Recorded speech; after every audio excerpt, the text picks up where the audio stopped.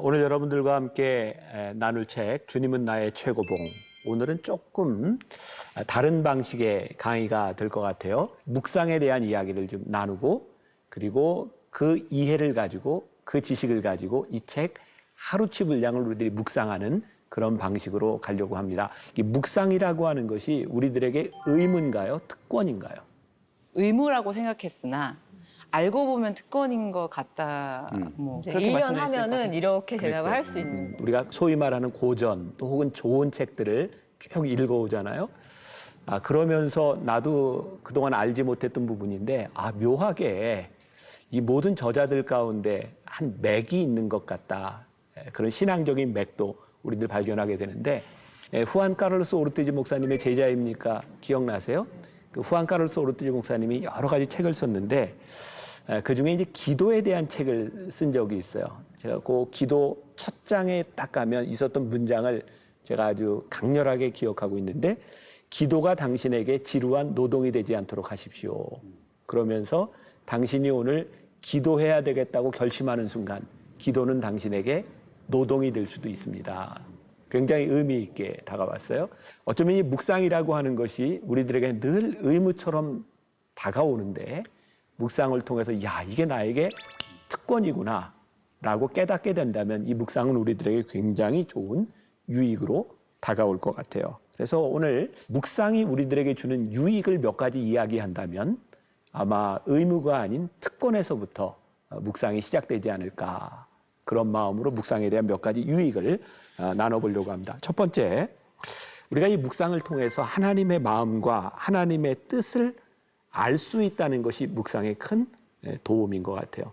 우리는 신앙생활을 그냥 할 수 있어요. 열심히 할 수 있어요. 우리가 그런 얘기 많이 하죠. 우리 인생의 중요한 것은 열심이 아니라 방향이다. 많은 사람들이 신앙생활 참 열심히 하잖아요. 근데 그 열심 가운데 하나님의 마음이 없다면, 하나님의 마음을 알지 못한다면 열심은 그냥 내가 열심히 하는 거예요. 우리들의 신앙생활 가운데 아마 신앙생활을 오래 한 사람들 그렇게 상처라는 말을 많이 해요. 나는 교회에서 상처받았어. 누구에게 상처받았어. 그런데 가만히 보면 그 상처라고 하는 것은 늘 내가 원하고 내가 바랐던 것만큼이 채워지지 않거나 그것이 보상받지 못할 때 우리는 상처를 받아요. 가만히 생각해 보면 우리는 신앙생활에서 하나님의 마음 때문에 좌우되어야 하는데 늘 우리의 열심 때문에 좌우될 때가 많이 있어요. 그러니까 이 묵상이 우리들에게 주는 가장 큰 유익은 우리들이 지금 하고 있는 일, 우리들이 하고 있는 이 헌신, 봉사, 찬양대, 교사, 그 어떤 상황 가운데서도 여기에 하나님의 마음이 있는가를 살펴보도록 한다는 그런 점에서 이 묵상은 우리들에게 매일매일 아주 중요한 유익이 될 수 있을 것 같아요. 또 두 번째, 묵상이 우리들에게 주는 큰 유익 가운데 하나는 우리들의 삶에 이렇게 척도, 자가 된다고 하는 얘기예요. 척도라고 하는 이 캐논이라고 하는 말은 사실 갈대라는 말이에요. 들어봤을 거예요. 네네네. 옛날 이집트 시대에는 특별히 이렇게 자가 없으니까 자로 쓸 수 있는 대용이 갈대였어요. 갈대는 곧잖아요. 그래서 그걸 기준으로 해서 이게 맞는지 틀리는지를 재는 척도, 그게 캐논이었다는 거죠. 그게 정확하게 기준이 있으면 옳고 그름을 판단할 수 있어요. 우리 그리스도인들에게 우리들의 삶의 기준은 무엇일까요? 우리들이 사실 말씀이라는 말을 많이 하지만 말씀을 적용하며 살아가는 것은 쉽지 않아요. 그러니까 자가 있는데 자를 쓰지 않는 거죠. 그러니까 우리들이 묵상한다라고 했을 때 저 버려져 있던 자를 내 삶에 가져와서 재는 거예요. 그러니까 묵상이 우리들에게 주는 굉장히 큰 유익이 있는 거죠. 유명한 말씀이 있어요. 아마 이 묵상에 대한 강의를 할 때면 한 번도 빠지지 않고 등장하는 성경 구절이 있는데 디모데후서 3장 16절과 17절 말씀이에요. 제가 한번 읽어드릴게요. 모든 성경은 하나님의 감동으로 된 것으로 교훈과 책망과 바르게 함과 의로 교육하기에 유익하니 이는 하나님의 사람으로 온전하게 하며 모든 선한 일을 행할 능력을 갖추게 하려 함이라. 디모데후서 3장 16절 17절. 저도 우리 교인들에게 묵상에 대한 강의를 할 때마다 이 말씀을 꼭 했던 것 같아요. 모든 성경은 하나님의 감동으로 되어서 그것이 우리들에게 교훈과 책망과 바르게 함과, 그러니까 말씀이 우리들에게 적용될 때 그 말씀이 우리들을 때로 아프게 하죠. 근데 아무리 말씀을 읽어도 안 아파. 그 이야기는 내 마음에 드는 말씀만 뽑아왔다는 의미는 아닐까. 어떤 면에서 나에게 은혜가 된다고 하는 표현들은 이 말이 내 마음에 너무 잘 맞아. 여기서 끝나는 게 아니라 이 말씀이 나를 아프게 해. 사실은 그때 이게 은혜가 된다라고 느낀다면 우리의 신앙이 한 발짝 더 나아가는 믿음의 단계로 갈 수 있지 않을까.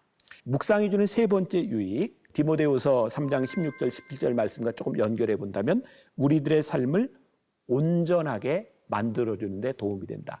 하나님의 사람으로 우리를 사랑으로 온전하게 하며. 자, 온전하게 하며라고 하는 말을 저는 이게 완전이라는 말과는 조금 다르게 표현을 하고 싶어요. 우리 중에 누가 말씀을 배우고 말씀을 적용한다고 완전해질 수 있겠어요? 우리는 하나님 앞에서 이 땅에 살아가는 동안 늘 우리가 불완전한 존재임을 고백할 수밖에 없을 것 같아요. 그런데 참 아이러니하게도 우리의 불완전함을 고백하는 숫자만큼 우리는 나아지죠. 우리의 불완전함을 고백하지 못하면 우리는 나아지지 않아요. 참 재미있죠? 그래서 하나님 앞에서 우리들의 불완전함을 고백할 때 온전함으로 나아가는 것. 그런데 여기에 중요한 게 있는데 우리들이 하나님의 말씀으로 우리들이 온전하게 되기 위해서 우리들에게 필요한 것이 노력과 훈련이라는 생각이 들어요. 훈련은 우리들에게서 익숙해지기 시작할 때 그것이 우리들에게 습관이 되죠. 그 단계까지 나아가지 못하면 계속 힘들어요. 그래서 우리들이 흔히 이야기하는 느헤미야의 21일 주기, 그래서 새벽 예배를 연습할 때 적어도 21일 동안은 견뎌라. 그러면 그것이 너희에게 습관이 될 것이다. 이런 이야기를 하죠. 또 우리들이 초반에 다이어트에 대한 이야기를 했지만 늘 실패하는 다이어트. 실패하는 이유는 힌트를 얻자. 다이어트를 하는 것은 문제가 되지 않는데 다이어트를 하는 습관을 들이는 것이 쉽지 않아요. 어떤 분은 그런 이야기 하죠. 살을 빼고 몸이 그걸 기억하는데 한 2, 3년 정도 걸린다. 그러니까 다이어트를 하고 나서 2년에서 3년 정도를 잘 버텨내야 몸이 그걸 기억한다는 거예요. 그러니까 우리들이 말씀으로 살아가고 묵상을 하고 살아가는 삶도 우리들이 얼만큼 노력하고 훈련하느냐에 따라 그것이 우리들에게 습관이 되는 것. 그래서 이 묵상은 우리들로 하여금 온전하게 하는 노력과 훈련, 그것을 우리들에게 보여주고 있는 거죠. 그리고 또 이제 중요한 것이 묵상을 통해서 우리들이 하나님의 음성을 듣는다 이런 말 많이 하잖아요. 제가 가지고 있는 신앙으로는 우리들이 하나님의 음성을 듣는다라고 하는 것이 지금 이렇게 육성처럼 우리들에게 말씀하시는 건 아닐 거예요. 저도 이런 말씀은 들어본 적이 없어요. 또 이렇게 말을 듣는 것처럼 청력으로 듣는 것도 아닐 것 같아요. 하나님은 육신이 아니시잖아요. 근데 하나님은 우리들에게 여러 가지 방법으로 말씀하세요. 그래서 우리 묵상에 대한 이야기를 할 때 말씀을 통해서, 성경 말씀을 통해서 우리들에게 말하시는 하나님, 설교를 통해서 말하시는 하나님, 기도를 통해서 말하시는 하나님, 찬양할 때 우리들에게 말씀하시는 하나님, 그런 이야기들을 많이 들었어요. 결국 따져보면 우리들이 살아가는 24시간 동안 하나님은 여러 가지를 통해서 우리들에게 말씀하고 있는 거예요. 중요한 것은 그 말씀이 우리들에게 들리지 않는 거죠. 성경에 보면 양은 목자의 음성을 듣고 알아요. 목자의 음성을 따라 이렇게 살아가다 보니 푸른 풀밭으로 가다 보니 언덕으로 넘어가다 보니 중요한 순간순간마다 목자의 음성이 있었어요. 그래서 양은 어느 시점이 되면 목자의 음성을 듣고 따라가요. 왜? 그것이 훈련되었기 때문이죠. 그럼 우리들이 이 세상에 살아가면서 하나님의 음성을 듣는 훈련이 안 돼 있으면 우리들이 음성을 구별할 수 없어요. 아마 애기 엄마들은 그런 경험을 많이 했을 거예요. 그 시끄러운데 우리 애가 우는 소리가 딱 들려. 왜? 울음소리 늘 들었어. 그리고 그게 내 자식이야. 어쩌면 묵상은 하나님과 우리들 사이에 이런 관계를 만들어가는 일이라고 생각해요. 그런 면에서 이제 하나님의 음성을 듣는 이 훈련, 묵상이 우리들에게 필요한데 그럼 왜 주님은 나의 최고봉인가? 여기에 이제 조금 의문을 달 분이 있을지 몰라요. 성경 말씀을 가지고 매일매일 읽으면서 우리들이 묵상하는 것도 필요하지만 어떤 분들에게는 나보다 먼저 이 길을 걸었던 신앙인들의 발자취, 그들의 고민, 그들의 삶이 우리들에게 도움이 될 때가 많이 있어요. 그게 누구냐면 믿음의 선배들인 거죠. 이 주님은 나의 최고봉을 제가 보면서 한 365일을 한번 묵상을 해봐야 되겠다 느낀 것은 오스왈드 챔버스라고 하는 사람의 삶 때문이에요. 정말 치열하게 주님은 나의 최고입니다를 고백하며 살았던 우리 믿음의 선배의 고백이 그렇게 살아가려고 하는 우리들에게 충분히 도움이 될 수 있겠다. 오스왈드 챔버스가 몇 살에 죽었죠? 43살. 오스왈드 챔버스가 죽었을 때 내가 느꼈던 게 너무 아깝다는 거였어요.